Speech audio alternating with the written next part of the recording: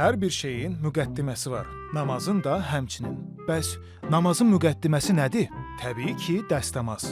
Dəstəmaz almağı yəqin ki bilirsiniz. Amma necə deyərlər, təkrar biliyin anasıdır. İlk olaraq üzü alnın üst hissəsindən çənənin altına qədər yumalıyıq.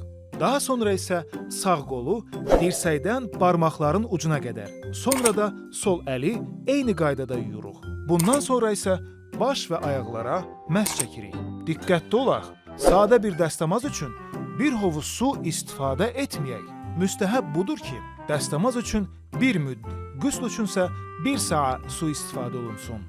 Müd təxminən 75 millilitr, bir sağa isə 3 litrdir.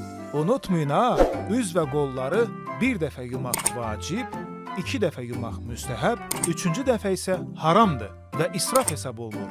Dəstəmazı diqqətlə almaq yaxşı işdir, amma vasvasılığa səbəb olmamaq şərti ilə.